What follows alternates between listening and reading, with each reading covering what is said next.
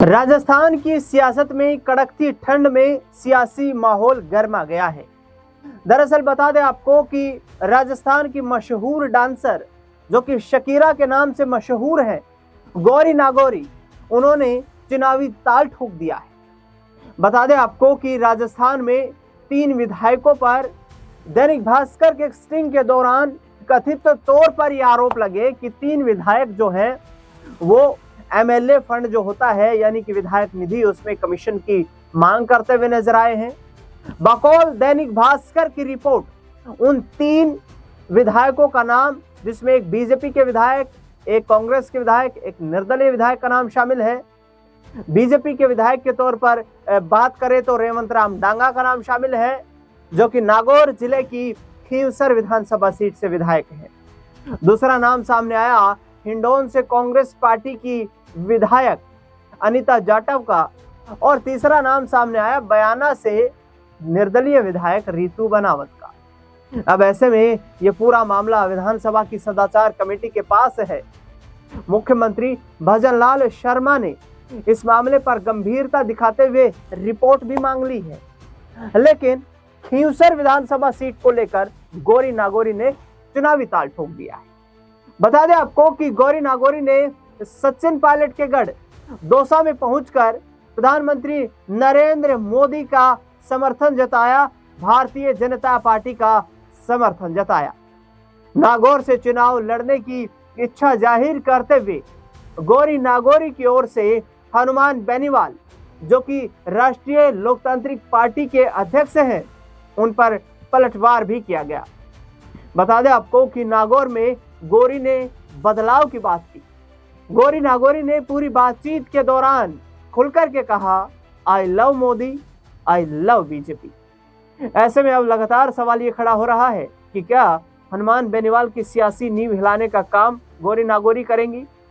दौसा से एक बड़ी और चर्चित राजनीतिक बयानबाजी ये जो सामने आई है, इसमें मशहूर डांसर और social media influencer Gauri Nagauri फिर से राज्य की राजनीति में खुले मन से चर्चा में आ गई है।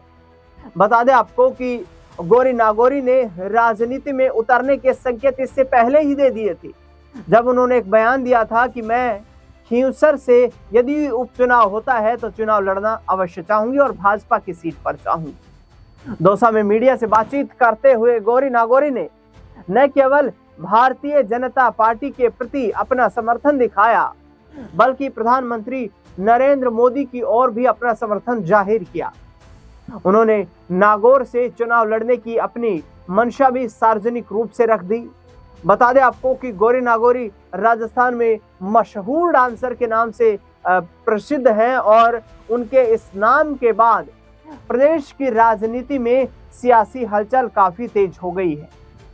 बता दें कि नागौर की सियासत को लेकर के जो नई चर्चाएं शुरू हुई हैं, इसमें ये माना जा रहा है कि आने वाले वक्त में गौरी नागौरी का ये कदम समय के अनुसार राजनीतिक समीकरणों को बेहद प्रभावित कर सकता है, यानी कि क्या हनुमान बेनीवाल के लिए मुश्किलें खड़ी होंगी।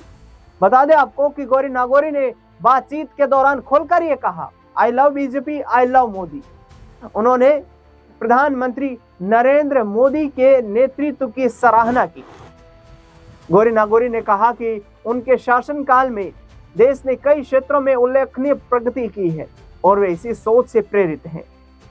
इसी क्रम को उन्होंने ये भी ऐलान किया कि वह भविष्य में नागौर से चुनाव लड़ना चाहती है। गौरी नागौरी ने उम्मीद जताई प्रदेश की राजनीति में कि नागौर की जनता उन्हें भरपूर समर्थन देगी और अच्छे वोटों से जिताकर भेजेगी। उनका कहना है कि जब जनता बदलाव चाहती है और खुद जब जनता बदलाव के लिए जो अपना रुख अख्तियार करती है तो चेहरा खुद ब खुद सामने आ जाता है। बता दें आपको कि राजनीतिक रूप से नागौर की राजनीति में गौरी नागौरी का सियासी बयान काफी अहम माना जा रहा है। इस दौरान गौरी नागौरी ने हनुमान बेनीवाल, जो कि नागौर के सांसद हैं, उनके बच्ची वाले बयान पर भी पलटवार किया है। हनुमान बेनीवाल पर पलटवार करते हुए गौरी नागौरी ने कहा कि आज के दौर में बच्चे और युवा ही सबसे बड़ा तूफान खड़ा कर रहे हैं और बदलाव की असली ताकत भी नई पीढ़ी के पास है कि राजनीति को किस दिशा में ले जाना है। उन्होंने बिना किसी का नाम लिए संकेत दिया कि उम्र या लंबे राजनीतिक अनुभव से ज्यादा जरूरी सोच, नियत और काम करने की इच्छा होती है। गौरी नागौरी का यह बयान सीधे तौर पर उनके आलोचकों को जवाब के रूप में देखा जा रहा है। बता दें आपको कि काफी चर्चित है हनुमान बेनीवाल और राजस्थान की राजनीति का एक मजबूत पिलर भी माने जाते हैं। गौरी नागौरी ने राजनीति को लेकर जो अपनी सोच अपने शब्दों में जाहिर की है, उससे ये प्रतीत होता है कि आने वाले वक्त में वो मजबूती के साथ राजनीति में कदम रखने के लिए अपनी तैयारी में जुट चुकी है। उन्होंने कहा कि एक राजनेता का दिल अच्छा होना चाहिए, उसमें इंसानियत जिंदा होनी चाहिए। उनके अनुसार नेता को भ्रष्टाचार से दूर रहकर ईमानदारी से काम करना चाहिए। जनता को सिर्फ वोट बैंक नहीं बल्कि अपने परिवार की तरह समझना चाहिए। और इसके साथ साथ गौरी नागौरी ने यह भी कहा कि अगर आपके अंदर जन प्रतिनिधित्व का भाव हो तो फिर विकास अपने आप पर जमीन पर दिखाई देने लगता है। यानी कि विकास को लेकर भी काफी जबरदस्त तरीके से गौरी नागौरी ने सरकार और वर्तमान में सांसद बिना नाम लिए हनुमान बेनीवाल पर निशाना साधा।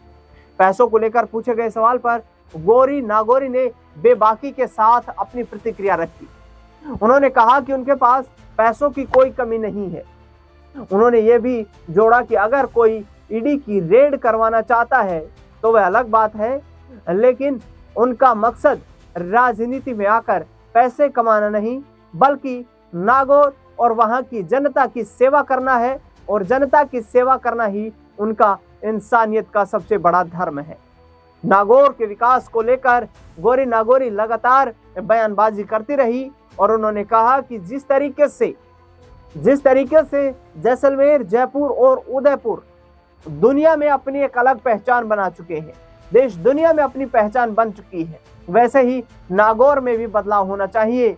उन्होंने बेहतर बुनियादी सुविधाएं, पर्यटन और रोजगार के अवसर विकसित करने की बात कही ताकि नागौर को भी देश के पटल पर एक विकसित पहचान और विकसित शहर वाला जो है सिटी बनाया जा सके।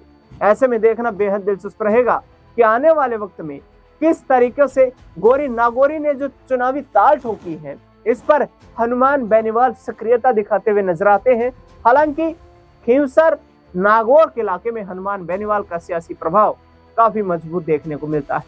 इस खास रिपोर्ट में फिलहाल इतना।